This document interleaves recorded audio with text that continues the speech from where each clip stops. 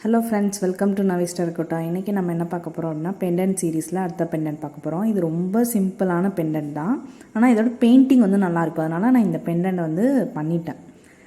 அதுக்கு முன்னாடி சப்ஸ்கிரைபரோட கொஷின்ஸ்க்கு வந்து ஆன்சர் பண்ணிடுறேன். ஃபஸ்ட்டு என்ன அப்படி கேட்டாங்க அப்படின்னா, அவங்களோட க்ளே வந்து பிளாக்காகவே இருக்குது. அதாவது பிளாக்காக இல்லை, எனக்கு ஃபோட்டோ அனுப்பியிருக்காங்க.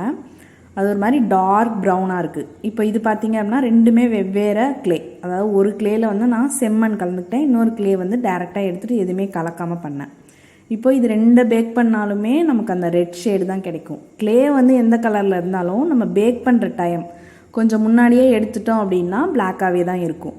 அப்போ நீங்கள் என்ன பண்ணுறீங்க அப்படின்னா நெக்ஸ்ட்டு டைம் பேக் பண்ணும்போது அந்த பீஸை போட்டு பேக் பண்ணிங்க அப்படின்னா ரெட் ஷேடு வந்துடும்.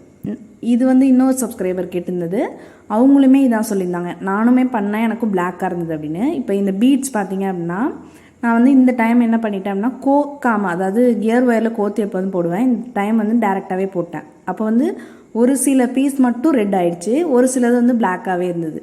நான் இப்போ இதை என்ன பண்ணுவேன் அப்படின்னா நெக்ஸ்ட்டு டைம் பேக் பண்ணுறோம் இல்லையா, அப்போ வந்து இப்போ இதை மறுபடியும் போட்டு பேக் பண்ணும்போது என்ன பண்ணுவேன் அப்படின்னா ஆல்ரெடி கொஞ்சம் புதுசாக பீசஸ் போடுறோம் அப்படின்னா அந்த தேங்காய் மட்டை வந்து ஒரு 75% வரைக்கும் எரிஞ்சதுக்கு அப்புறமா தான் இதை போடுவேன். அப்போ போட்டோம் அப்படின்னா நமக்கு கலர் மட்டும்தானே சேஞ்ச் ஆகணும், அதனால் சேஞ்ச் ஆகிடும்.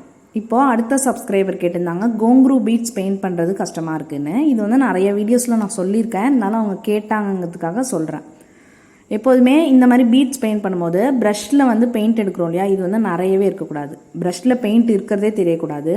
அதே மாதிரி ஒவ்வொரு பீடுக்கும் நம்ம பண்ணாமல் ப்ரெஷ்ஷை வந்து ஃபோர்ஸாக இந்த மாதிரி எவ்வளோக்கு நீங்கள் ஃபோர்ஸ் கொடுக்குறீங்களோ அந்த அளவுக்கு நமக்கு வந்து பெயிண்ட் ஆகும். அதே மாதிரி இந்த மாதிரி பீட்ஸில் பெயிண்ட் பண்ணும்போது நீங்கள் ஃபோர்ஸ் கொடுத்தீங்க அப்படின்னா உடனே வந்து ட்ரை ஆகிடும். கையில் தொட்டு பார்த்தீங்கன்னா தெரியும். இது பெயிண்ட் பண்ணும்போது மட்டும் என்ன பண்ணுறீங்க அப்படின்னா ஒரு ஷேக் கொடுத்து பெயிண்ட் பண்ணுங்கள். ஏன் அப்படின்னா அந்த ஷேக் கொடுக்கலன்னா நீங்கள் பெயிண்ட் பண்ணும்போது அந்த நிக்ரோமே இருக்கு இல்லையா, அதிலெல்லாம் போய் பெயிண்ட் பட்டு அந்த அப்படியே ட்ரை ஆகிடுச்சுன்னா நமக்கு வந்து அந்த பீட்ஸ் நகராது. அதே மாதிரி ஹேங் பண்ணியிருக்கிற, அதாவது கோர்த்து இருக்கிற பீட்ஸை எப்படி பெயிண்ட் பண்ணுறதுன்னு கேட்டாங்க. நான் இதுக்குமே சேம் மெத்தட் தான் பண்ணுவேன். இது வந்து என்ன பண்ணுறீங்க அப்படின்னா இந்த பீட்ஸ்க்கு என்ன பண்ணுறீங்க அப்படின்னா இந்த மாதிரி ஒரு கியர் ஒயரில் கோத்துட்டு ஏதாவது ஒரு நகராத இடத்துல எங்கேயாவது லாக் பண்ணுற மாதிரி பிடிச்சிக்கோங்க. நான் வந்து கையிலே இப்போ பிடிச்சிட்டு பெயிண்ட் பண்ணி காட்டுறேன். சேம் மெத்தடில் ப்ரஷில் வந்து பெயிண்ட் இருக்கிறதே தெரியக்கூடாது. ப்ரஷில் எடுத்துகிட்டு அந்த பாட்டிலே அந்த எக்ஸஸ் எல்லாத்தையும் எடுத்து லைட்டாக வச்சுட்டு இந்த மாதிரி ஃபோர்ஸாக எந்த அளவுக்கு ஃபோர்ஸ் கொடுக்குறீங்களோ அந்த அளவுக்கு பீட்ஸ் வந்து உங்களுக்கு பெயிண்ட் ஆகும். அதுவும் இல்லாமல் இந்த மாதிரி கியர் ஒயரில் நம்ம கோத்துருக்கோம் இல்லையா, அதனால் நமக்கு அது லூஸ் கொடுத்து ரொட்டேட் ஆகும். அதனால் எல்லா சைடுமே வந்து பீட்ஸ் வந்து பெயிண்ட் ஆகும்.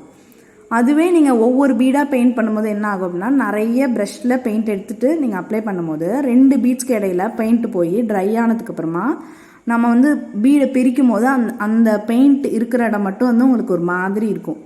ஆனால் இந்த மெத்தடில் உங்களுக்கு எக்ஸஸும் இருக்காது, ஃபினிஷிங்காக வந்து உங்களுக்கு பெயிண்ட் ஆகும். அதனால் நான் கோங்க்ரூ பீட்ஸ்க்கும் சரி இந்த மாதிரி பீட்ஸ்க்கும் சரி இந்த மெத்தடில் தான் நான் வந்து பெயிண்ட் பண்ணிகிட்ருக்கேன். இப்போ பார்த்தீங்க அப்படின்னா தெரியும், ஈவனாக எல்லா பீடுமே ஒரே மாதிரி பெயிண்ட் ஆகிருக்கு. நெக்ஸ்ட்டு அதே மாதிரி இன்னொரு சப்ஸ்கிரைபர் கேட்டிருந்தாங்க, பெயிண்டில் வந்து எனக்கு டவுட்ஸ் இருக்குது, அக்ரிலிக் பெயிண்டில் பேர்ல் மெட்டாலிக் எல்லாமே வந்து ஒரு கலராக அப்படின்னு கேட்டிருந்தாங்க. இது சும்மா கிளாரிஃபை பண்ணுறதுக்காக சொல்லிடுறேன். அக்ரிலிக் பெயிண்டில் நீங்கள் வந்து ஷேட்ஸ் தான் வந்து உங்களுக்கு பேர்ல் மெட்டாலிக் இப்படி வந்து டிஃப்ரென்ஷியேட் பண்ணுவாங்க. இப்போ பார்த்தீங்க அப்படின்னா இது வந்து நார்மல் ஷேட்ஸ், அதாவது அக்ரிலிக் பெயிண்ட்டுன்னு போட்டிருப்பாங்க, அந்த பெயிண்டோட கலர் போட்டிருப்பாங்க. இந்த மாதிரி ஒரு சில பாட்டில்ஸ் வந்து பேர்ல் கலர் போட்டிருப்பாங்க. இது எப்படி இருக்கும் அப்படின்னா அந்த நார்மல் அக்ரிலிக் இருக்கு இல்லையா, அதை விட கொஞ்சம் கிளிட்டர் ஷேட் வந்து கொஞ்சம் கூட இருக்கும். அதாவது நார்மல் பெயிண்ட்டை விட இது வந்து கொஞ்சம் ஷைனிங்காக தெரியும். அதுவே இந்த பேர்லை விட இன்னும் ஷைனிங்காக எது இருக்கும் அப்படின்னா இந்த ஸ்பார்க்லிங் பேர்ல் கலர்ஸ் வந்து இருக்கும். இது வந்து இன்னும் கொஞ்சம் வந்து கிளிட்டர் ஷேடு அதிகமாக இருக்கும். இப்போ இது பார்த்தீங்க அப்படின்னா நார்மல் எல்லோவும் இருக்குது, கிளிட்டர் ஷேடு அதாவது பேர்ல் எல்லோவும் இருக்குது. இது எல்லாத்தையுமே நான் வந்து அப்ளை பண்ணி காட்டுறேன். மெட்டாலிக் அப்படின்னு எதில் இருக்கும் பார்த்தீங்க அப்படின்னா மோஸ்ட்லி வந்து கோல்டு அண்டு சில்வரில் மட்டும்தான் மெட்டாலிக் அப்படின்னு போட்டிருக்கும். இந்த மெட்டாலிக்கும் சரி பேர்ல் கலர்ஸும் சரி ஒரு கிளிட்டர் ஷேட் கொடுக்கும். அதுதான் வந்து இந்த அக்ரிலிக் பெயிண்டில் டிஃப்ரென்ஷியேஷன், வேறு எதுவும் இல்லை. ஷைனிங் வந்து எது கொடுக்கும் அப்படின்னா நார்மல் அக்ரிலிக் கலருமே ஷைனிங்காக இருக்கும். நீங்கள் வந்து கலர்ஸ் சூஸ் பண்ணுறதை பொறுத்து இருக்குது. ஒரு சில கலர்ஸ் வந்து உங்களுக்கு பிரைட்டாக தெரியாது, ஆனால் ஒரு சில கலர்ஸ் வந்து பிரைட்டாக தெரியும். அதில் வந்து உங்களுக்கு ஷைனிங்காக தெரியும். ஆனால் ஷைனிங் பொறுத்த வரைக்கும் வார்னிஷ் அடித்தோம் அப்படின்னா தான் நல்லாவே ஷைனிங்காக இருக்கும் உங்களுக்கு. வார்னிஷ் வந்து நான் ஆல்ரெடி சொல்லியிருக்கேன், நான் யூஸ் பண்ணுறது டெக்கர் வார்னிஷ் கிளாஸ் வந்து உங்களுக்கு நல்ல ஷைனிங் கொடுக்கும், ஆனால் மேட் வந்து அந்த அளவுக்கு கொடுக்காது. அதனால் வார்னிஷ் வாங்கும்போது எப்போதுமே கிளாஸ் வாங்கினா தான் நல்லது. இப்போ இது மாதிரி நான் அக்ரிலிக் பெயிண்ட்டை இந்த மாதிரி நோட்டில் வந்து அடித்து காட்டுறேன் பாருங்கள். இது வந்து நார்மல் க்ரீன் வந்து அக்ரிலிக் க்ரீன், இது வந்து பேர்ல் க்ரீனுமே அக்ரிலிக் பெயிண்டில் க்ரீன் தான், ஆனால் அது என்னென்னா கிளிட்டர் ஷேட் கொடுக்கும், அவ்வளோதான் வந்து டிஃப்ரென்ஸ். இப்போ எல்லாத்தையுமே நான் டிஃப்ரென்ஷியேட் பண்ணி காட்டிட்டேன். ஷைனிங் வந்து நீங்கள் இந்த பெயிண்ட் சூஸ் பண்ணுறதுலையும் இருக்குது, வார்னிஷ் அடிக்கிறதுல முக்கியமாக இருக்குது. வார்னிஷ் வந்து கண்டிப்பாக கொடுக்கணும், அப்போ தான் வந்து ஷைனிங் கிடைக்கும். இப்போ ஓரளவுக்கு உங்களுக்கு புரிஞ்சிருக்கும்னு நினைக்கிறேன். அதனால் பெயிண்ட்ஸ் பொறுத்த வரைக்கும் நம்ம வாட்டர் மிக்ஸ் பண்ணணுமா அப்படின்னு கேட்டால் ரொம்ப திக்கானா மிக்ஸ் பண்ணால் போதும், இல்லை அப்படின்னா தேவையில்லை. இது பேர்ல் கலர்ஸாக இருந்தாலும் சரி, இல்லை நார்மல் அக்ரிலிக் கலராக இருந்தாலும் சரி, இவ்வளோ தான் இதில் வந்து டிஃப்ரென்ஸ். இதுவே இந்த ஸ்பர்க்லிங் பேர்ல் ப்ளூ இருக்கு இல்லையா, அது வந்து பார்த்திங்க அப்படின்னா இன்னுமே கிளிட்டர் ஷேட் தெரியும். இப்போது நான் பெண்டன்ட் பண்ணிடுறேன். இதுக்கு க்ளே நீட் பண்ணி எடுத்துட்டேன். அதே மாதிரி எப்போதும் போல் நம்பர் 0.5 ஸ்கேல் எடுத்துட்டேன். இது வந்து ரொம்ப சிம்பிள் பெண்டன்ட் தான், ஆனால் இதோட பெயிண்டிங் வந்து நம்ம டிஃப்ரெண்ட்டாக பண்ண போகிறோம், அதனால தான் நான் இந்த பெண்டன்ட் வந்து பண்ணியிருக்கேன். இப்போ க்ளேவை இந்த மாதிரி தேய்ச்சிக்கிறேன். தேய்ச்சதுக்கப்புறமா நான் என்ன பண்ணியிருக்கேன் அப்படின்னா, ஒரு பேப்பர் கட் இந்த மாதிரி ஒரு திலகம் ஷேப்பில் கட் பண்ணி எடுத்திருக்கேன். இதை வந்து அந்த க்ளே மேலே வச்சுட்டு அதே ஷேப்பில் வந்து நான் கட் பண்ணிக்கிறேன். மேக்ஸிமம் ஒரு சில குக்கி கட்டர்ஸ் உங்களுக்கு கிடைக்கல அப்படின்னா பேப்பர் கட்டிங்கே போதும் நமக்கு. இது வந்து நம்ம எப்போதும் யூஸ் பண்ணிக்கலாம். இந்த மாதிரி நான் அந்த திலகம் ஷேப்லேயே கட் பண்ணிக்கிறேன். பேலன்ஸ் இருக்கிற எக்ஸஸை வந்து எடுத்துடுறேன். இந்த மாதிரி எடுத்ததுக்கப்புறமா பொறுமையாக அந்த வந்து திலகம் ஷேப்பில் இருக்கிற இந்த பெண்டன்ட் வந்து எடுத்துக்கிறேன். எடுத்ததுக்கப்புறமா இதை ஆயில் அப்ளை பண்ணி இந்த சைடு எட்ஜஸை ஸ்மூத் பண்ணிக்கிறேன். ஸ்மூத் பண்ணதுக்கப்புறமா என்ன பண்ணிக்கிறேன் அப்படின்னா, ஃப்ரண்ட் அண்ட் பேக்கும் சேம் மெத்தடில் பண்ணிக்கிறேன். நெக்ஸ்ட் என்ன பண்ணிக்க போகிறேன் அப்படின்னா, இதுக்கு டிசைன் பண்ணுறதுக்கு ஒரு குக்கி கட்டர் மட்டும் எடுத்துக்கிறேன், வேறு எதுவும் எடுக்கலை. ஒரு குக்கி கட்டர் எடுத்துகிட்டு இந்த சைடு 2 எட்ஜஸ் இருக்கு இல்லையா, அதில் வந்து இம்ப்ரெஷன் கொடுத்துக்க போகிறேன்.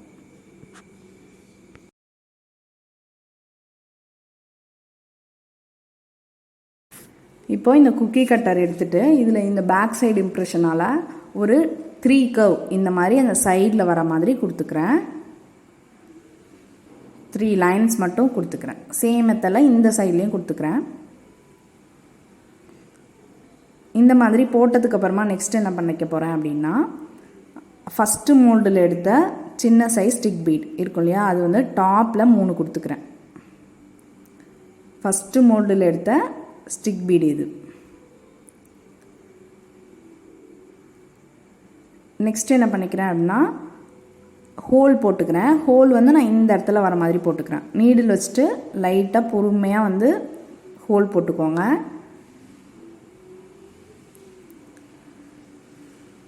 இதுக்கப்புறம் என்ன பண்ணிக்க போகிறேன் அப்படின்னா, கொஞ்சமாக க்ளே எடுத்துகிட்டு இந்த 3rd மோல்டு இருக்கு இல்லையா, இதில் கொஞ்சம் க்ளேவை வச்சுட்டு இம்ப்ரெஷன் எடுத்துக்கிறேன்.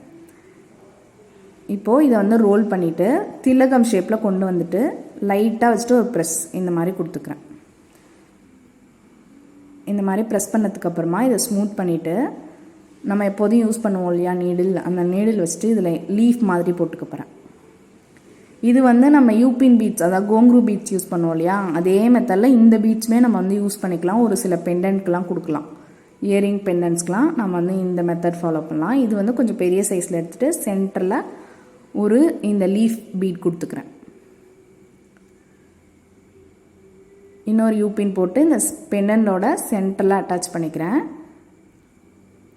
இந்த மாதிரி பண்ணதுக்கப்புறமா இந்த சைடு எட்ஜஸ் இருக்கு இல்லையா, அந்த சைடு எட்ஜஸில் கொஞ்சமாக ஸ்டிக் பீட்ஸ் எடுத்துருக்கேன். இதை வந்து ஒவ்வொரு ஸ்டிக் பீடாக கொடுத்துக்கிறேன். நம்ம கொடுத்துருக்கோம் இல்லையா லீஃப், அது வந்து கொஞ்சம் ஆடுற மாதிரி விடணும். அதனால் கொஞ்சம் தள்ளி இந்த ஸ்டிக் பீட்ஸ் எவ்வளோ வேணுமோ கொடுத்துக்கோங்க.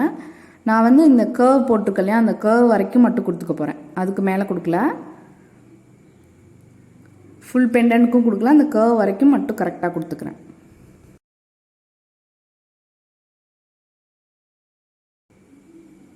அதே மாதிரி இந்த ஸ்டிக் பீட்ஸ் கொடுக்குறோம் இல்லையா, அது 2 சைடு ஈவனாக வர மாதிரி பெண்டன்ட் பொறுத்த வரைக்கும் கொடுத்துக்கோங்க.